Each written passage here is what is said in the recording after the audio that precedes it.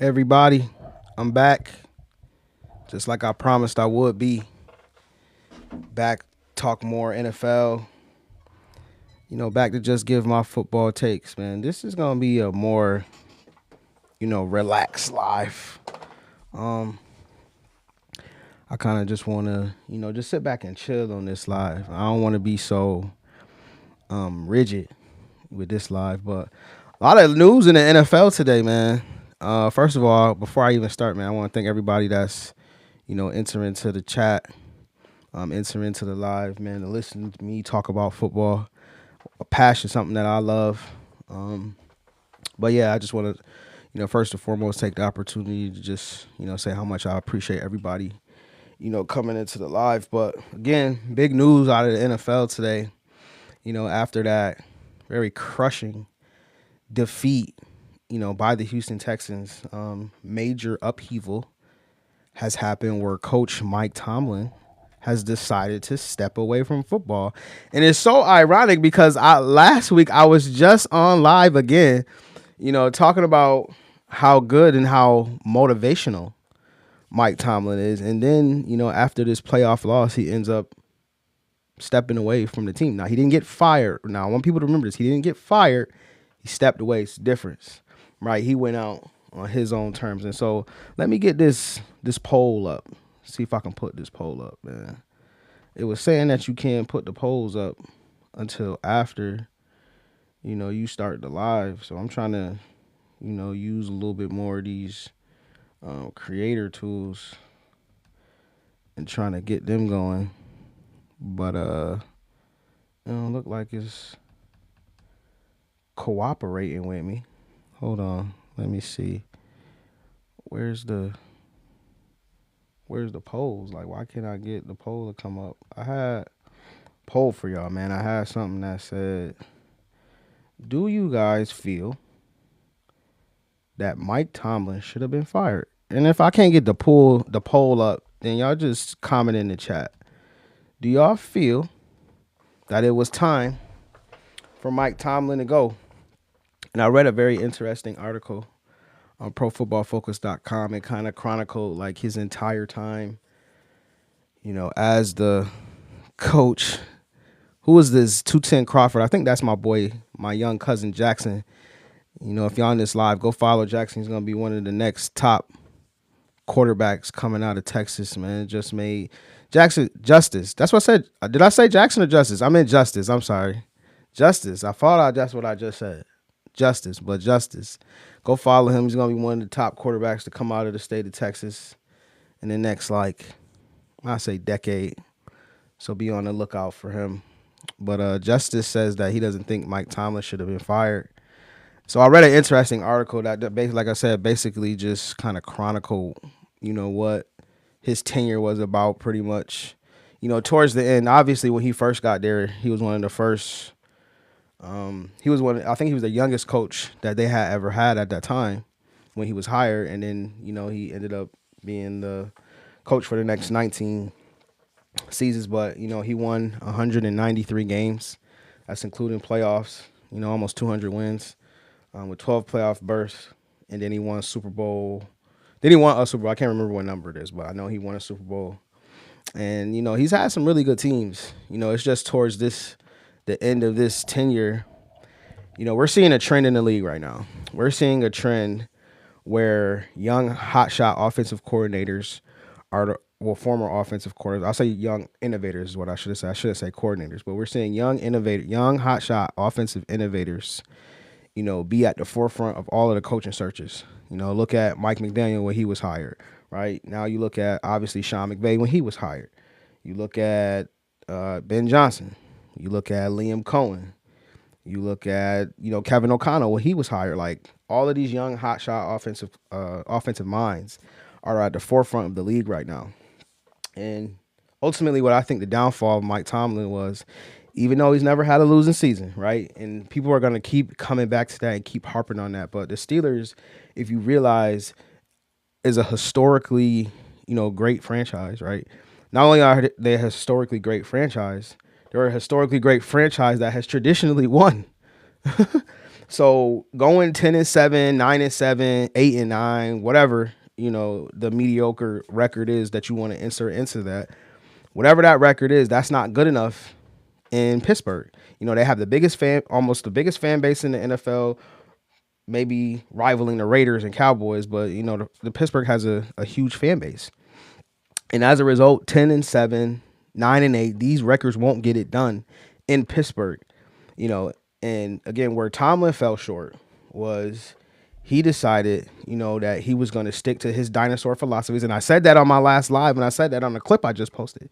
His philosophies are of a dinosaur nature, right? Again, he drafted Najee Harris in the first round, right? One of the worst decisions that he could have ever made. Now, he did take a lot of offensive linemen first, right? I didn't know this, but the Steelers had the most dollars allocated to the defense of any team in the NFL. They have number one. They're number one in terms of defensive spending, right? And he was never able to shift that over and bring that same, I'll say, energy and intensity onto the offensive side of the ball. I'm not saying it's for a lack of trying, because he built the offensive lineup, drafted Pat Fryermuth. Not saying that's a huge move. I like Muth. I really think that he should be getting more opportunities, to be quite honest with you. But drafted Pat Fryermuth, traded for DK Metcalf, drafted George Pickens, which at the time it looked like a good, move. I say that he has tried to do things that work, but ultimately, too, above all and above anything else, is that he never was able to get the quarterback situation into a place where it was stable. You go from, now I want to get these quarterbacks correct. I know I'm off the top of my head, but I always want to make sure, that I get them right. You go from Kenny Pickett to Russell Wilson, Mitch Trubisky, Mason Rudolph, and then lastly to Aaron Rodgers. Like, that's not going to get it done. And the only two young quarterbacks I see out of there is Kenny Pickett, right? And so he had ample opportunities to draft quarterbacks, right? And the article was basically saying, and again, when you keep saying he's never had a losing season, when you keep harping on that, you have to understand how that affects the whole overall team. There was never, and I don't know, and I wanted to bring this up to remember that clip, y'all, of when Mike Tomlin was talking to Chase Young, and he said to Chase Young, he said, I hope I'm never as bad. I hope our team is never as bad to where I'm in a position to draft a guy like you. Right? And then we come, what was that, 4 or 5 years ago? And now we come to now, like, again, that's the downfall of being 10-7, 9-8 every year, is that you're never bad enough to get a game-changing type quarterback or player, but you're good enough to be drafted in the 20s, right? And then they don't move up, right? Most teams don't move up because it's the risk reward is never worth it for most teams unless you're going up for a quarterback, and they never went up for a quarterback. So I think also, the quarterback development was never there. I don't feel like it was ever emphasized either. I feel like Kenny Pickett, when they drafted Kenny Pickett, you remember he was coming out of Pitt, and he had like a really insane year, especially, as a runner. And I think when he came out, most people were saying like Tomlin had an opportunity to see Kenny Pickett, every day, because Pitt, the University of Pitt, they practice at the Steelers training facility. So he was able to see Kenny every day and kind of get a sense of him. And I understand that it's about relationships, but again, talent, right? Everybody knew coming out Kenny was going to struggle because he had them small hands and he wasn't really good in, cold weather, and he just had limited, arm strength. Like there was a lot of pushback to people, thwarting or thrusting Kenny Pickett into the first round. And subsequently, I know even though Kenny, made the playoffs one year and, he was solid, but again, you were going from Ben Roethlisberger, who's a Hall of Fame quarterback, to Kenny Pickett, and I understand with quarterback development these days and choosing quarterbacks in the draft, it's all a crapshoot. But again, I just don't feel like they took enough swings at it. And so then in this draft, they took Will Howard. And I mean, listen, I was saying that I think he should have got a shot at the very least. Like, it's weird. I know if you sit and listen to me a lot, you're listening to me advocate for giving younger guys a shot. And I'm a huge proponent of that, even like in my own life. Like I like encouraging younger guys to go out, try things, fail, go out, just give them an opportunity. But I feel like coaches like Tomlin, they don't want to give guys opportunities. They don't want to give young guys opportunities. And it wasn't like his job wasn't safe. It was a situation where like he probably has one of the most safest jobs in all of sports. Like who else do you know has had a 19-year run at one job in professional sports?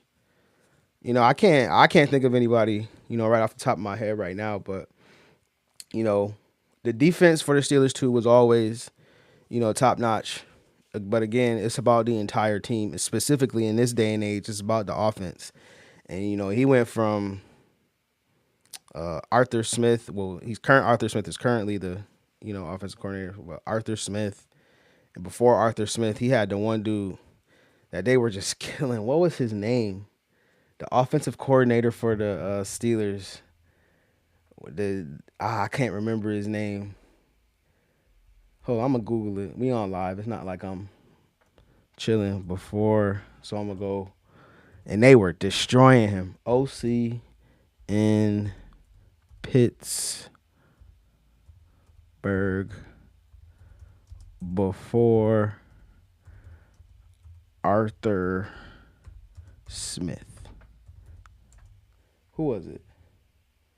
Matt Canada. That's who it was. Matt Canada. Man, they hated Matt Canada, and they was consistently killing him.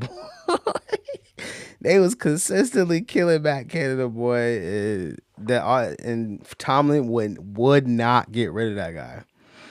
He's a guy who also don't really like change like that too. That's something I figured out. But subsequently, like here we are. Again, I was voicing, and so last week I had one segment and I had one clip where I praised him for his motivational tactics and what he can do motivationally. But in the same clips, I'm also saying like your dinosaur philosophies are going to eventually run its course. The Steelers faithful are sick of going again 10-7, 9-8 every season. They're used to championships. They're used to getting into the playoffs and thriving. For almost 2 decades, really. With who was the quarterback before Ben Roethlisberger? I can't remember who was the quarterback before Ben Roethlisberger. I want to say it wasn't Tommy Maddox. It was somebody else. But they used to winning. You know what I'm saying? They're used to being in the playoffs and winning. That is my overall point. So I'm saying, like, they have to get back to that. And so now they have to get back to an offensive mind, a young offensive innovator. And I hope that's the move that they make, man. They've been okay drafting. They've drafted an all-pro in TJ Watt. They've drafted, I like Nate Herbig. He's really good. I like Joey Porter Jr. Matter of fact, I'll probably post that picture of me and Joey Porter Jr. It wasn't a good picture when I went to Penn State, but I'll post that picture. But I do like Joey Porter Jr. Like they show, basically what I'm saying is that they show that they can at least draft solid talent. Like they haven't drafted a game changer at quarterback, but they can draft talent to come in there and contribute, right? And so I think that they'll continue that trend. And so, I'm in favor of, Tomlin stepping away because I don't know if you guys have been hearing, but Tomlin was getting a lot of love and praise for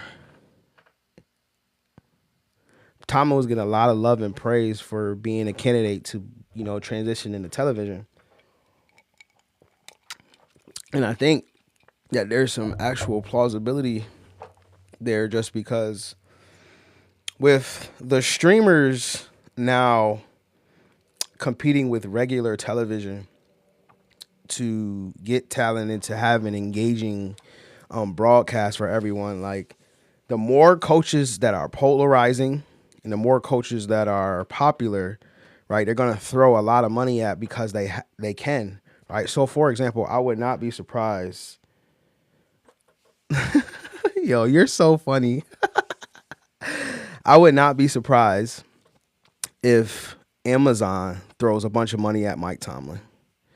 Right now, I think in terms of comfortability and in terms of what I've seen in terms of the type of players and the type of coaches he'd mesh with, I think CBS is probably front runner for me right now, just because you got Coach Cowher on there. Matt Ryan just left, and then you got JB, and then who else is on there? Nate Burleson does a really good job on CBS. So I just feel like he fits into that mold a little bit better than someone like a Fox, where they're more playful, right? They have a lot of fun with, Terry Bradshaw, Howie Long, Gronk, Michael Strahan. I'm not saying he couldn't fit in there. I'm just saying more of his personality I can see at CBS over Fox. But again, I can't discount the streamers like Amazon. But Amazon has a good broadcast too with Ryan Fitzpatrick. I believe the young lady's name is Clarissa Thompson, Andrew Whitworth, and Richard Sherman. Like, that's a good broadcast. That's a solid team, and I think he would probably fit in there too, just because it's a lot more players and coaches on that one. But now we know that Netflix is looking to do their thing. They're looking to, push their sports content and push their, streaming platforms, and they're trying to become one of the forefronts in terms of, people being a company that's out here in terms of the sports aspect of it. And honestly, if they really want to get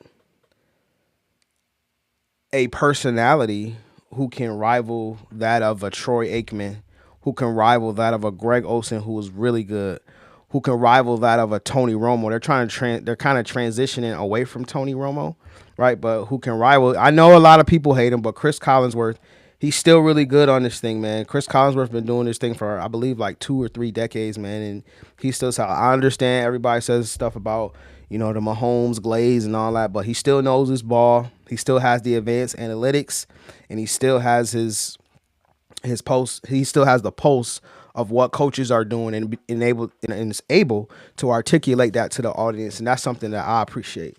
So I think Tomlin can be in that type of role for Netflix, as Netflix starts to build their team out. Obviously, they signed L. Duncan to head their whole sports situation.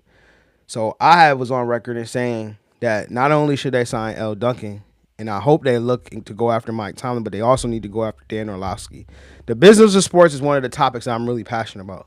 With me, having my own sports agency and kind of being like in the business of sports on the, college and high school level, right? I'm more interested in what's going on, in the business of sports on all the levels, right? So I read a lot about what goes on in the business of sports, on the NFL level, and what things are happening and how these things move in terms of, who's going where from a media perspective, because I'm in media. That's what I'm doing right now. I'm in media. Before, I was streaming. Like I told you guys, I was, I work for a Bills publication, talking to Bills players, talking to some Bills players, talking to coaches and things of that nature. Like, I enjoy, talking and looking after the media side of things. So hopefully, Mike Tomlin finds his footing in TV or in streaming, because I think he will be really good there. Again, even though I don't agree with his philosophies, as an actual coach, I would definitely love to hear him, break down a broadcast or break down what's going on in the game. I enjoy listening to broadcasts, so I hope that's, one of the things that he decides to do. So that's Mike Tomlin stepping down. We're entering to a new era of Pittsburgh football, but now I'm gonna go into what had me stressed out on Saturday, man. I just got my NFL subscription back because I wasn't really watching full games like I should be. Usually, if you're gonna get up and talk about a team or a game, you should do it right after the game, or if you're not gonna do it right after the game, you need to go back and watch it at least twice. Try to watch one broadcast view and one all 22 view. So that's the view where you can see all 22 players on the field at one time. Also, I like to watch the offensive line, hear what they do and see what they do. So for y'all that don't know, as y'all can see, I'm a Rams fan, right? And as you saw in the title of the live, Rams, I'm going to do a Rams recap and, look ahead to the Rams and Bears game, because I think there's a lot of interesting, statistics on both sides that I think will lend itself to, this being a very interesting game. The opening line, hold on, let me look at the line.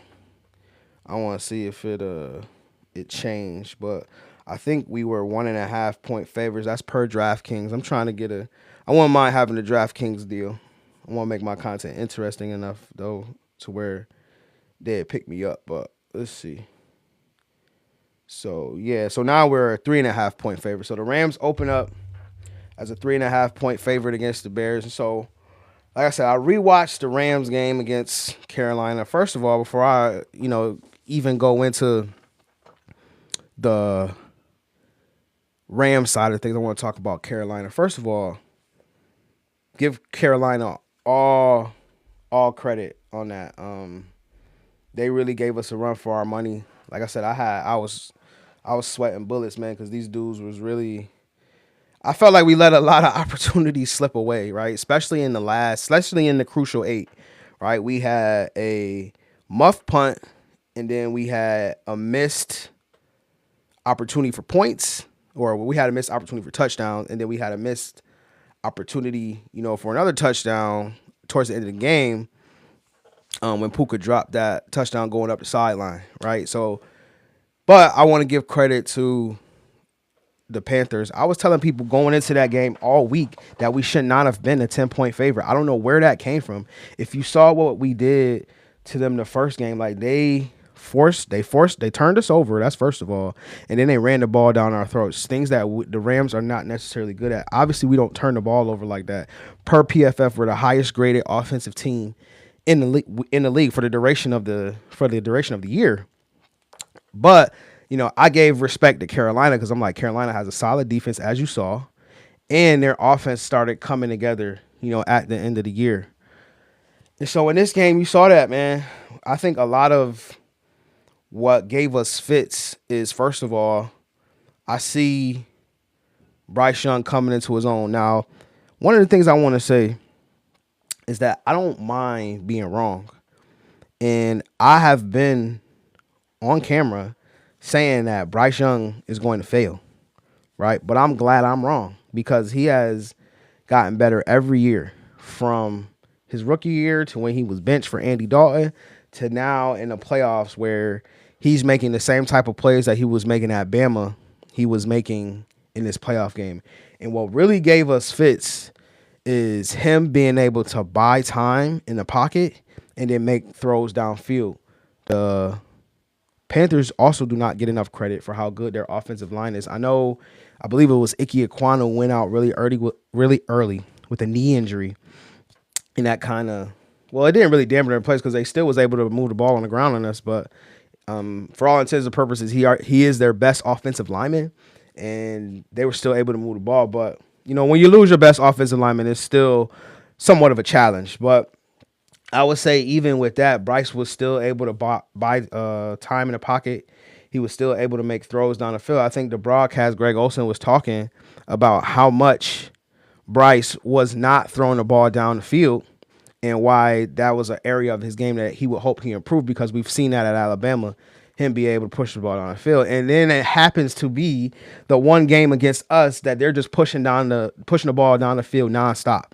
The Jalen Coker just really, really killed us, man. And he has solidified himself as that second wide receiver, to T-Mac. And T-Mac, they think he's going to win Offensive Player of the Year. I love T-Mac. Coming out of Arizona, I don't think a lot of people expected him to do this. They expected him to be good, but he makes things happen, whether it's, after the catch or in contested catch situations. He's not like the best route runner, but he makes things happen, man. And so Bryce was able to consistently find him. He was able to consistently, move in the pocket and then create yards with his legs. And then you saw on that one touchdown, he was able to scramble in to score a touchdown. So as a result, man, that offense was humming. And then the running game too. Like, Chuba Hubbard and Rico Dotto might be one of the most underrated tandems that you have in the league, and you saw that. Again, the Rams, we play a smaller front, right? We don't have big fatties up on the line except for Puna Ford. That's the only one. Other than that, we have attacking 3 techs, and then we have attacking edge rushers. So if you are able to get to them and you're able to get your hands on them, it's going to be a long day. But I still feel like we held up against the run pretty well. I don't feel like they ripped off, a crazy amount of, 20 plus yards against us, but they did get into the end zone and they did, be able to get 4 and 5 yards, a crack. It's not like we also have game changing linebackers like Omar Spates is a UDFA and Nate Landman, who is, by the way, having a wonderful season. And I don't know if he was an all pro or had in consideration, but he's played like it. And even though it didn't really show up this game, he's pretty much been having an all pro type season, right? But Bryce was able to overcome all of that, and he was able to, make some plays for his team. So I just wanted to make sure that I started this by giving credit to Bryce Young because he really put on for Carolina, and he's looking like the franchise quarterback that they took, right? He's looking like the guy that they all thought he was going to be. And so as a result of that, they were in this game. And the thing about it is they only going to get better because they also gave us fits on offense, even though we was moving the ball pretty easy. But again, Sean McVay, for all intents and purposes, maybe Kyle Shanahan is showing that too. He might be the best. I'm talking about McVay now. McVay might be the best coach, not just offense, the best coach in the league right now. So therefore, that is a huge advantage. And again, as you see, we'll go back and we'll keep talking about it. Look at what Liam Cohen did for the Jags. Look at what Ben Johnson is doing for the Bears. What Ben Johnson is doing for the Bears, yes. Look at, who's another offensive mind? KOC, right? Look what KOC has done for the Vikings, right? These offensive guys, are really taking over the league right now. So to have a guy like McVay go up against a guy like Dave Canales too, who is also another young, player. I forgot to mention him. Let me stop. See, I gotta remember to mention him. Dave Canales for the Panthers, who is also a young, innovative mind. Right, all of these guys, man, they can just give you hella fits. And so in this game, again, even though I felt like the Rams were still able to move the ball pretty quickly, we were right around our average. Scored 34 points, but it was a tough 34. It was a tough 34 points. I feel like that kid, Mike Jackson, man, he is a heck of a corner. Man, I know Mike Jackson came from the U, but he's a heck of a corner. He does everything. He covers. He intercepted Stafford. He comes down, plays the run. Is able to have great ball skills, plays the ball really well. Like, he's a great all-around corner. And I looked at his PFF grades the other day, and I think he was like second or third in man coverage reps and like man coverage percentage and how often, he does well in man coverage. So it was reflected in this game. Like, I feel like he really did his thing against us, and really, I feel like if you hadn't been watching Carolina all year, like if you was paying attention to the defense, obviously if everyone wants to watch our offense, not saying that cocky in a cocky manner. It's just, we have the number one offense in the league, right? But I feel like he stood out, even though, they didn't win the game. He stood out on defense. And when you can stand out on defense in a losing effort, that's something that resonates with me. So I love Carolina on both sides of the ball. They will be back, and that's another team that I do not want to see, down the road. The San Francisco 49ers took care of the Eagles for us. That is one team I know that we're probably not going to beat, right? Because they just present us with so many problems. They can beat us up front. And so I don't want to see the Eagles again, right? So I'm glad it's for the 49ers took them out for us. But the Panthers are in that same mode. Like, they can beat us up, and then now they have two receivers who can win down the field. And if they were able to get Xavier Legette to stop being such an internet sensation and be a serviceable wide receiver, they would be really cooking with hot grease. Unfortunately, they're probably going to lose Rico Dotto this offseason because he was saying in his after-game presser that he wants to go to a spot where he can be, the feature back. I don't know how many spots he's going to do that at, but he did play really well, and I believe he had one.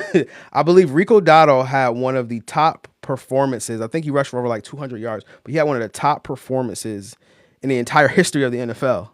I think it's like the second or third best rushing game in NFL history. So, like, when he go out on an open market, I expect him to get looks, but I don't know if his looks to be a bell cow back. But he did have a good year this year, and so again, I make the overall point that the Panthers will be back. They are gonna be tough next year, and they might be my favorite to win the NFC South, especially if the Bucks like don't get it together. But that's the Panthers. But now I'm gonna get to my boys. First of all, what I want people to understand is that I am ultra critical on my team. Like it's borderline like I don't like them because game after game, I feel like we don't we don't take teams' heart. We did this game though. We did this game with Stafford with 2 minutes to go at the end of the game. Made it happen. Like we did this game. But I don't feel like, and I feel like also the special teams blunders, they really piss me off too. Because it's something that's been pervasive throughout McVay's entire tenure. And then this year they fired the special teams coach and we're still having blunders. Like we lost against the Eagles because of a special teams blunder. We had a pump block in this game that could have changed the entire momentum of the game because of special teams. And so that pisses me off. And then on top of that, just a lot of the Rams players I don't like. Like I'm not really too fond of Kyron Williams.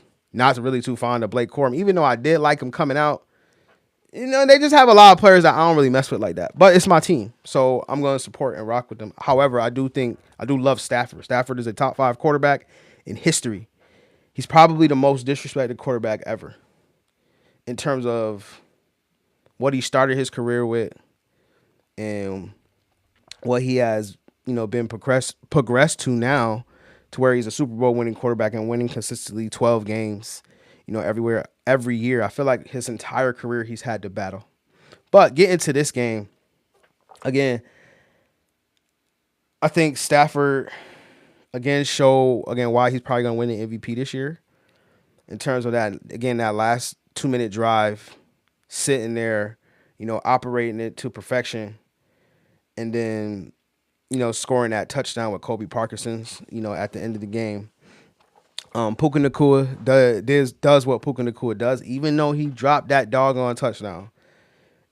16 targets, 12 catches, over 100. Like, I can't really argue with that. Catches doggone near everything that comes to him. To me, and I'm not saying this biasly, because I told you I don't really like my own team like that. But I don't say this biasly, but I think he is the best receiver in the league. And he showed that.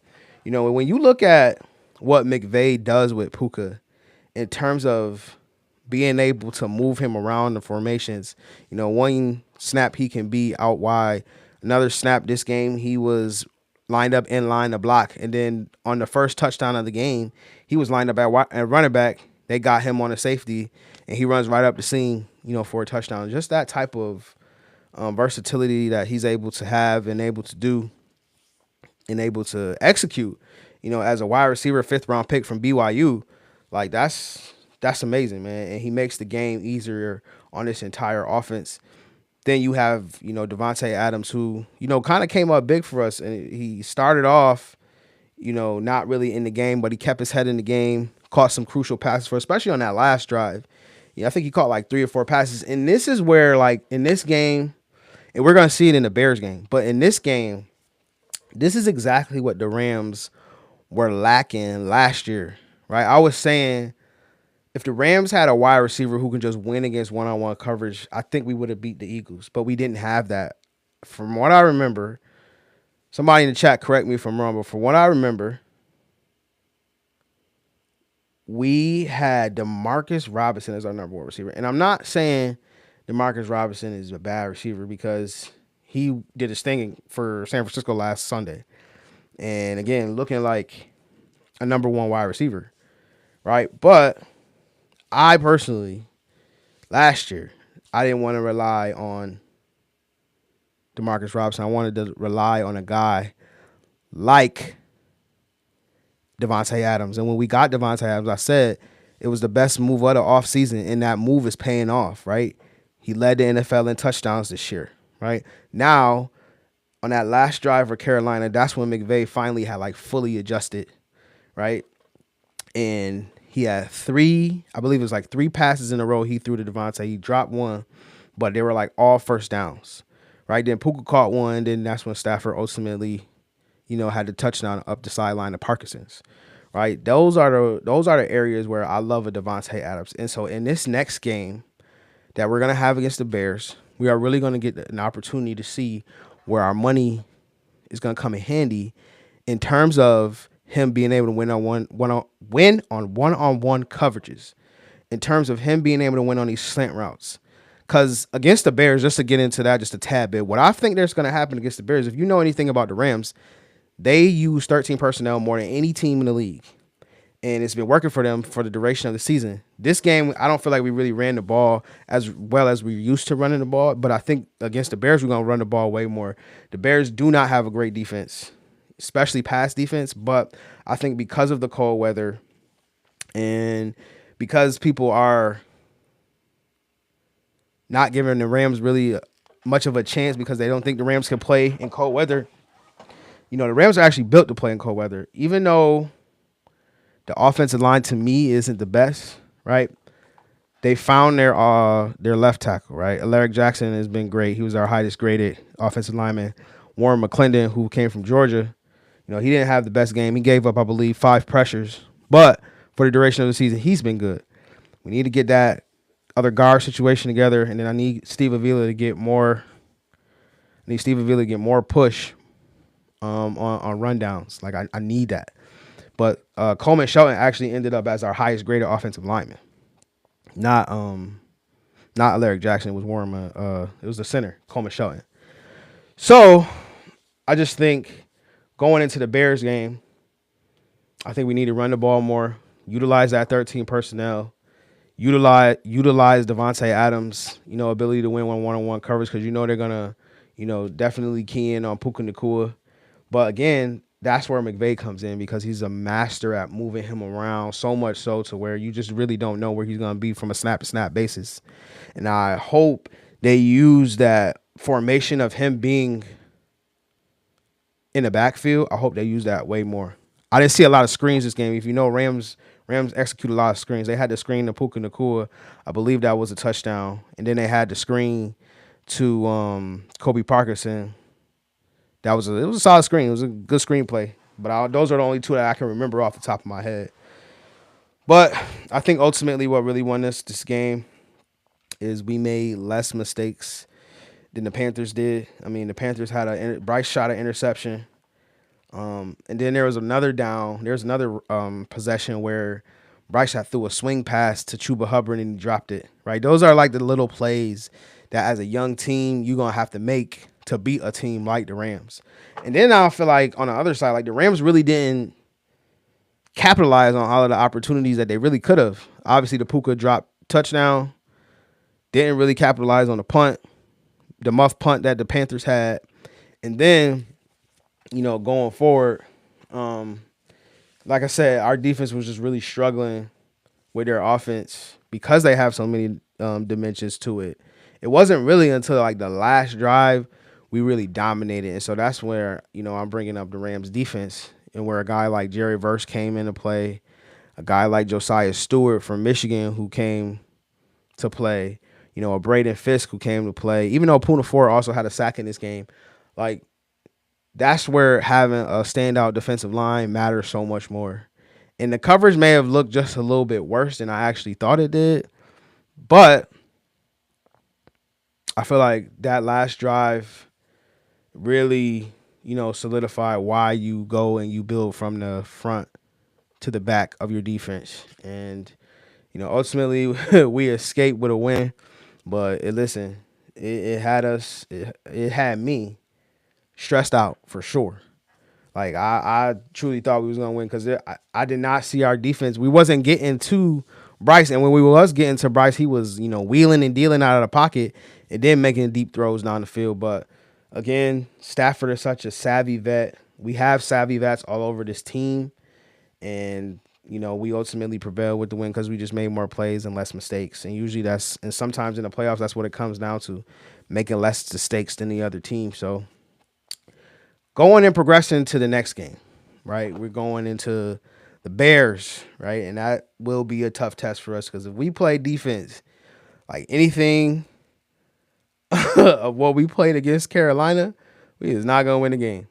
at all, bro. We are not gonna win the game at all. But I was watching, I was reading about Caleb Williams, and where I feel like the Bears are gonna give us a lot of trouble is with what Caleb has been doing all season. So Caleb Williams has 25 big time throws, so that's throws over 20 plus yards. So Caleb Williams has 25 big time throws on plays within a time to throw above 3 seconds. And again, as I mentioned about Bryce, that's where he was really killing us when he was able to escape out of the pocket and when he was able to buy time. Like we were getting crushed, and gashed with 20 yard passes. And I feel like that's kind of what's going to be the sentiment of this game if the Bears don't run the ball down our throat. Like our defense is gonna have to be on their P's and Q's.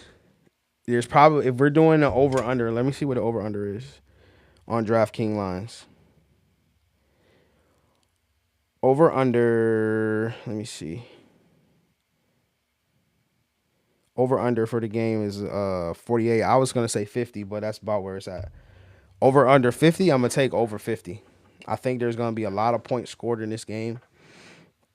And keys to success for the Rams, because also in that game too, Stafford hurt himself. He hit his hand on the back of a helmet, and that kind of bothered his throwing, initially, but he kind of, settled into it as the game progressed. But, Stafford is going to go into this game not as healthy. So I think they're going to run the ball a lot more. We're going to see a lot more play action, a lot more of those quick screens. They're not going to do a lot of plays where they have to push the balls, way down the field. I think they're going to, again, have a lot of things stay around, in and around the line of scrimmage.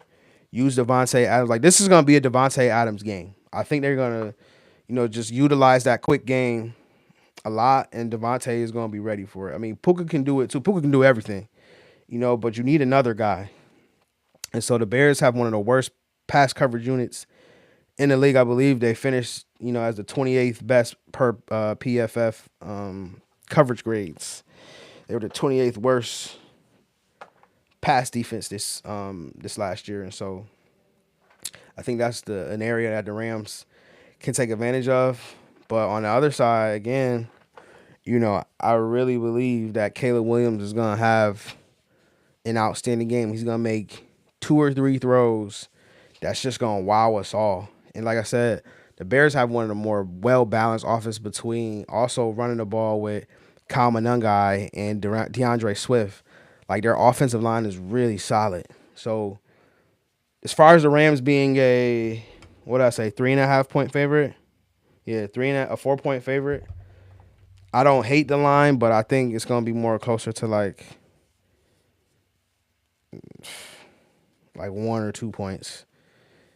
It's gonna be a really close game, and I'm gonna be interested to see how Jared Verse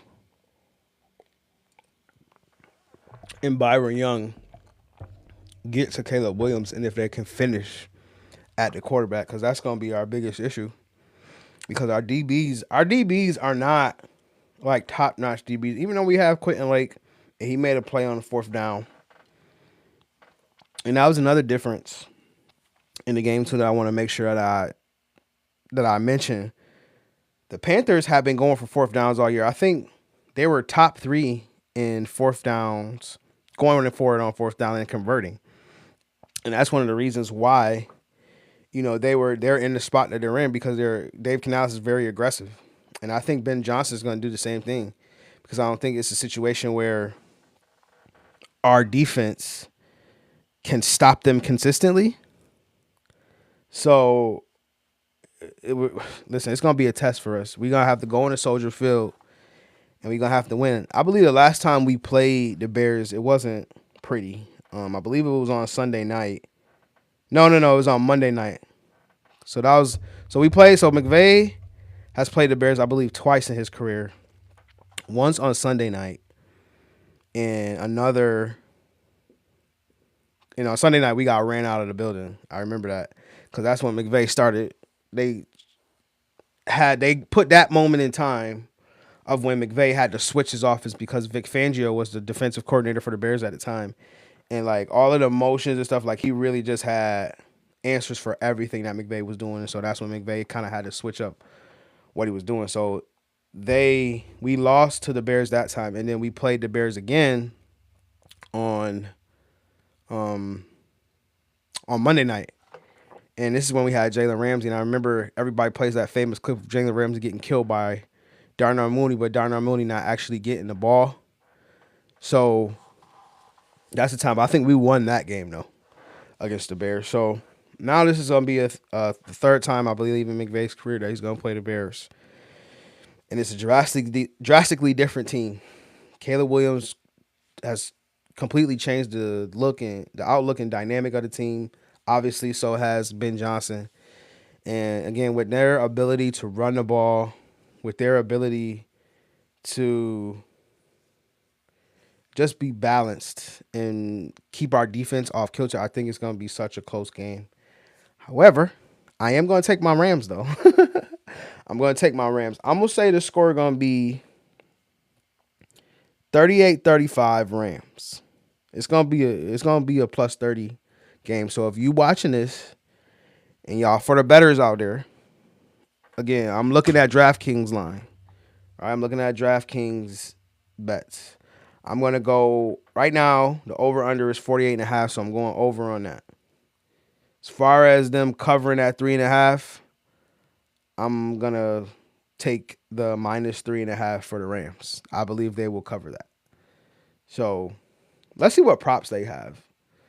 Listen, I don't sports bet no more because it's just too risky, but I feel like this will be a situation where I can give some solid advice, solid, whatever you want to call it. I can't say advice because it's just like, it's the same premise as not giving financial advice. So let's look at what we got here. I already gave you the spread, so I'm going to take the minus 3.5 for the Rams. I'm going to take the over for the total amount of points scored. So it's over 48.5 I'm going to take.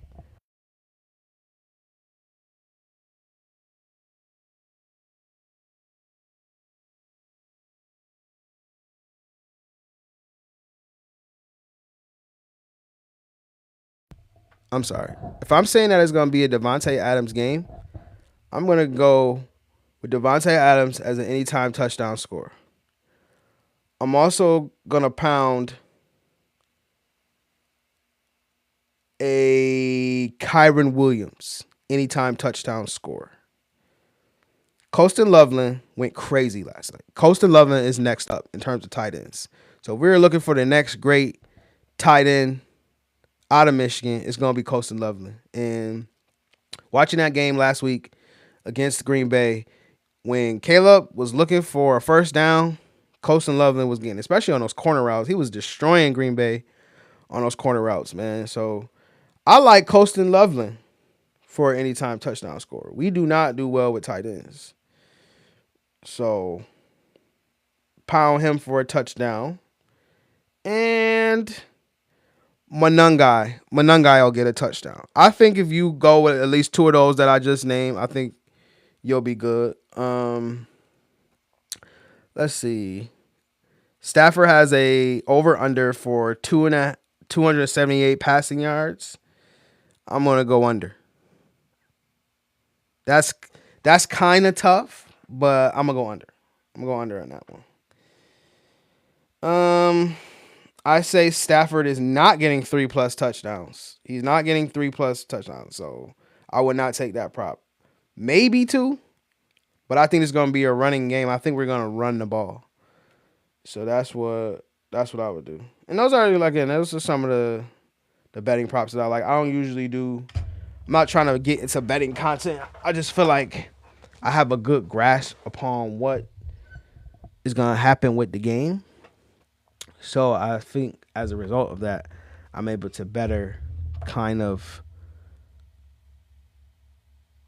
give you guys some guidance, I'll say, as to what props you guys should take. So that is, what I'm expecting. I want to do a lot of the other games for the rest of the divisional playoff weekend.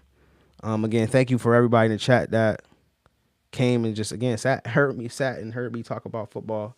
Because the other game I want to talk about is the Bills game. I really thought Jacksonville was gonna win that game. I really I'm really mad that Jacksonville didn't win that game. But that just goes to show you when you have a top 5 quarterback and he can do things like the way Josh Allen can do, it's a game changer. It's a line changer. He makes everybody around him better. However, Buffalo really has a huge issue with their wide receivers with, Shavers tearing his ACL and then Gabe Davis tearing his ACL also. So now you're pretty much down to Shakir, Coleman, who's been unreliable for majority of the year, Dalton Kincaid, and Dawson Knox. Now, that isn't bad. It isn't terrible. But I would love to have more wide receiver help. But again, the Bills have the number 1 rushing offense in the NFL. And, even though James Cook did not rush the ball probably the way that they wanted, I still feel like they had an effective rushing attack, so much so where they were at least able to get touchdowns out of it. So this next game against the Broncos, I knew they were going to go in there favorite. Excuse me, because the Broncos got to show us that they can win high pressure, highly leveraged games. Josh Allen done showed us that year after year that he can do that. Obviously, he hasn't been to, the Super Bowl, but he's won playoff games. Hasn't beat Mahomes either, but Mahomes isn't in the playoffs this year. Bo Nix got to show me that he can do that. They lost to the Bills last year. The Broncos did. They lost to the Bills last year. And so, therefore, they got to show us that they're able to, again, win these tough games. And I think their team is drastically different. They're more experienced. The Broncos are. They're more experienced. They're more fluid on offense in terms of that running game. Cortland Sutton is now, I feel like he's way more comfortable now in Sean Payton's offense, and he can make more plays. Troy Franklin, they just got a lot of weapons, that they can exhaust. And I think while they will give the Bills a run for their money, I don't have any trust in the Broncos.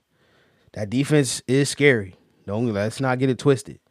Between the reigning defensive player of the year in Pat Surtain, Nick Bonito, I'm not going to say Riley Moss because Riley Moss been getting smoked and toasted for the majority of the year. But, yeah, they just got a defense that is just scary, and I know I'm going to release a clip, I believe it's like in a couple weeks, about Vance Joseph and how, I really don't mess with him as a head coaching candidate. However, in terms of coordinating the defense, like, I'm interested to see the game plan that he puts together, for Josh Allen. Even though, too, another point that I want to bring up, that the last time the Broncos played the Bills, they won. It was last year, and they played them on Monday night when they had Russell Wilson as their quarterback. Well, not last year. Was it last year? It was is it last year or the year before they played the Broncos on Monday night and they lost? And I remember everybody was calling for McDermott's job. And they wanted him fired. Shoot, I think if he don't get to the Super Bowl this year, he's going to be fired. Because this is the road to the Super Bowl, again, isn't as tough as it was when they had the Chiefs in the playoffs, and the Chiefs will not be in the playoffs this year. So therefore, there is no excuse for Josh Allen and Sean McDermott to get it done in terms of being, in the Super Bowl. I mean, you just got to get it done. And so I think they can, though. I think they can. Even though I got a bet right and on them not making the Super Bowl, I'm still not going to be unbiased. Like, I understand, that they still have the best quarterback in the NFL, and that, as you saw against Jacksonville, that does matter. The margin of error in that Bills Jacksonville game was so thin. It was as thin as Trevor Lawrence I don't even want to say he tripped, but he dove prematurely and didn't get that first down. Who's to say if they got that first down and they was able to score in that drive, how much different this game would have looked, right? And that's why you go for it on fourth down. You take those risks to up your chances, of winning again, especially when you're going up against a quarterback like Josh Allen and he getting touchdowns and you're getting field goals. Like it's not helping you. And then their kicker Little, he missed a field goal when he had hit one from a shorter distance, right? And so that was 3 points that was taken off the board too. So again, I'm not saying the Jaguars are a young team, but this is Liam Cohen's rookie year as a coach. And so those are the types of things that, he'll get corrected. They are losing Travis Etienne. Not sitting here saying he's a good running back. He's not a game changer. When I say game changer, I mean Bijan Robinson. I mean Jahmyr Gibbs. I mean Saquon Barkley. Those are game-changing running backs. Travis Etienne is like second, third tier. It's good, but he's not somebody I'm going to give a second contract to. So, as a result, hold on one second, y'all.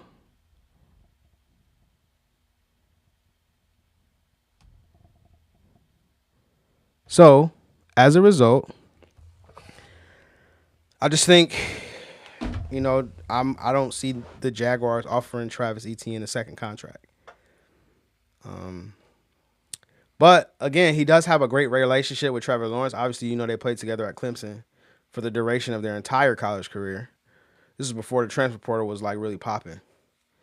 So I think he does have that working in his favor, and he definitely got on in his after game presser talking about he don't like playing in cold weather. And it's just like, dog, that's not the type of stuff that you should say.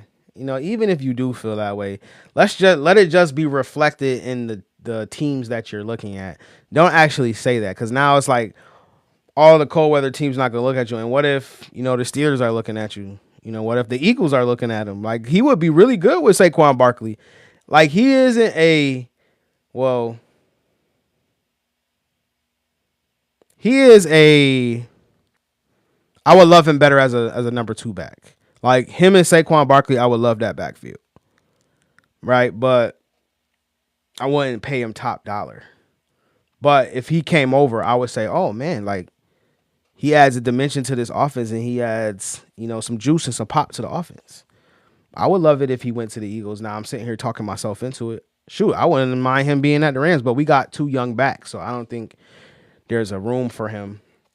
Even though, and then we also have Jarquez Hunter, who we drafted from Auburn, so I don't think that there's room for him. But the Chiefs, they definitely need a running back. I know I'm getting to the free agent stuff, but I want to finish my hour of living. Right, I gotta get into this. I gotta get into till I get a chat that's as active as all of these other content creators. I gotta start somewhere. So yeah, I would love him at the Chiefs though. Like, that's like a heavy, running back needy team. Or, well, he said he don't like playing in cold weather, but he'd be nice in Buffalo too.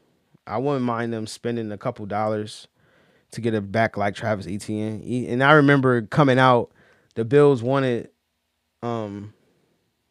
Mafia wanted them to take Travis Etienne with a first round pick, and I was just like, nah. But they waited, and then they took James Cook with a second round pick, and now James Cook is a top 5 back, in the league. And once again, EJ turned out to be right, and so you guys just don't know the back and forths that I've had with Bills Mafia. Maybe when I get to a point where I get a little bit bigger as a streamer, I'll start sharing these like Bills Mafia stories, because they're so funny. Like, the way they take their team seriously is funny. It's not funny in a way where it's like haha comical. It's funny in a way of like how passionate they get. Like, obviously when you're not a Bills fan, you don't get it, right? But they're really, really passionate about their team. So much so to the point where like, if you say something about a player like that the faithful really like, people will go as far as like threatening your life. Like, and that's no exaggeration. And not only will they threaten your life, they will Like they will go to bat for the worst player on the team. And that's what always pissed me off about Bills Mafia is they will stick up for the worst player on the team. Like let them tell it. I'm not saying this is the sentiment in Bills Mafia. They would tell you that Buffalo Joe is the top 5 linebacker in the league. You know what I mean? Like that's how hard they go for their team. And at first, as a young media person trying to get out here and trying to understand like the social media landscape and trying to do certain things of that nature, like I didn't get that at first. And so I would spend no lie, y'all, I would spend hours in their spaces going at it. Cause so obviously everyone knew I worked for PFF and PFF had team specific accounts. And them team specific accounts, man, they open up a lot. If you use it correctly, they open up a lot of doors for you. And it opened up so many doors for me when I was able to. So I had the Bills account, right? Because I live and I'm from Rochester, New York. So I was like, when they offered me an account, they had offered me, I believe it was Carolina. They offered me first, but I was like, I don't know, because one of the responsibilities as being a what did they call it? Crap, I don't remember what they called it. They called it something. Team correspondent is what they called it. Like one of the roles of being a team correspondent before I got it was you got to go to the training camp under the PFF credentials. So I was saying to them, I'm like, yo,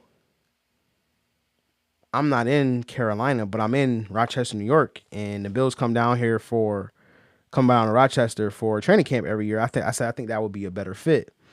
And so the dude who was running at the time, my man Austin Gale, shout out to him, man. He a good dude. I think he working for the Ringer still, but I think it's the Ringer. But shout out to my man Austin Gale. He was like, you know what? I think that'd be a better fit. So they put me on the Bills. And so, I was a young, hungry dude, man. So still am young and hungry. But again, I was young and hungry to the point where I really wanted to work in this space. So I was trying to navigate my way and I was trying to like move and shake. And what they was having you do is really just post stats, right? You were just posting stats about the specific teams. I remember one stat I posted was about Tre'Davious White, and oh my gosh, that's a whole nother story that I'll tell y'all on another live. That's what I'm gonna do. I'm gonna tell y'all on my lives. I'm gonna tell y'all about my Bills media experience. I'm gonna tell y'all about, because I was in the Bills Mafia media for like four to 5 years, something like that. I was in there for a minute. So at the start of this journey, I perpetrated as a Bills fan at first. As I kept getting like more and more into it, they eventually found out that I wasn't a Bills fan, but I was able to create some good relationships. People I actually haven't seen in real life, but I've created a social media relationship with them to the point where like they're really cool and they really respect my opinion when it comes to certain things. Because again, I always tell y'all on these lives, like if you listen to me long enough, you'll learn something. I trust my football opinion over anybody's. The only difference between me and somebody else that is on ESPN is that they have more backing than I do. And that's not being cocky. That's just a testament to the work that I've put in. I've been working in sports for over a decade. You know what I mean? So I've been able to sit, study. Like I told y'all from the jump when I first started trying to be consistent. I've started from the ground up, started from my own playing career, understanding, what I didn't know, and then working for PFF and then filling in all of the gaps of, things I didn't know. Just like I said, all of the basics of the game I was able to learn.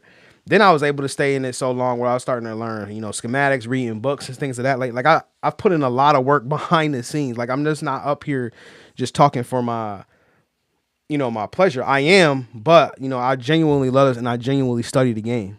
That's why, again, I'm not ever scared to debate my football opinions with anybody. You listen to guys like, I love Stephen A, but he doesn't know that much about football. He just knows about the players, right? He has built his brand up so much to where like whatever he says sports related, They just gonna rock with. You know what I'm saying? They're not gonna question him because he's so big. He's making over $200 million or $100 million, excuse me. So it's just he's a big brand at this point in time. But if you ever listen to his football takes, like they're like, yo, what are you what are you saying? Like just listen to the rationale of what he gives when it comes to football takes, right? And one of the things I don't ever want to do is bash, but I can always tell the perpetrators from the people who actually study the game, like Dan O, and then the people like Stephen A, who just like the game and just watch and just go into his pre-morning meetings, talk about the game a little bit, and then regurgitate it on air. That's fine. It works for them, but that's why I bought my NFL account back, because I don't ever want to get on live and BS anybody that's listening to me. I want y'all to know that I'm putting in the work. I watch, and that I've studied this game, and like I said, for more than a decade. And that's one of the things too that I want to talk about my journey. Like I said, I'll do it further on other lives, but that's one of the things that I had to understand, that when you trying to talk to an audience, they don't always care about that. Like they don't care that on 3rd and 5, the Bills play nickel or cover 3, 55% of the time. Right. And it was tough for me to come to grips with that. Like they don't care about that aspect of the game. You have to say things that are engaging, and you have to say things that allow people to have an opinion, so you can create a community of people who love football. And I feel like sports is an easy way for you to create a community. And so now I'm just finally getting out here and doing it more consistently, to a point where, I want to monetize, this content creation, because I know that I can do it. You know what I mean? So I want to do it through sports. In a sense, I just genuinely have a passion for talking about the league and for talking about, the NFL, because it's a never ending supply of content when it comes to the league. This is a year round situation. This is a year round thing. So again, I'm probably going to get on live again on Thursday. I appreciate everybody that came in here. Appreciate all the love and the likes, man. I guess I can't ask people to send a gift, I guess, but yeah, man, I'm gonna keep getting on here, and I think that's what I'm gonna do. Like I'm gonna keep telling y'all bits and pieces about my Bills content creation journey, because it's engaging and it's interesting content, right? For this platform. Obviously, as you guys know, I'm trying to build up my self over on Twitter, even though I already have a solid following over there, but I want to build it up even more. And so I have so many stories about like New Jersey too. But I feel like the Bills content creation story, like now I get an opportunity to look back on them, talk to you guys about them, and then and I could use it for content. So, man, like I said, I appreciate y'all. Keep tuning into my lives. And again, I'm gonna be back probably Thursday. Going live. I'm gonna go live on my YouTube. So if you guys are seeing my bio, man, go subscribe to my YouTube. I would greatly appreciate that. I'm trying to build that up. But yeah, I'm gonna keep giving y'all bits and pieces of my journey and my life, and so we can connect and resonate with each other, man. So until the next time, man, look for me on Thursday to be on live. Peace out.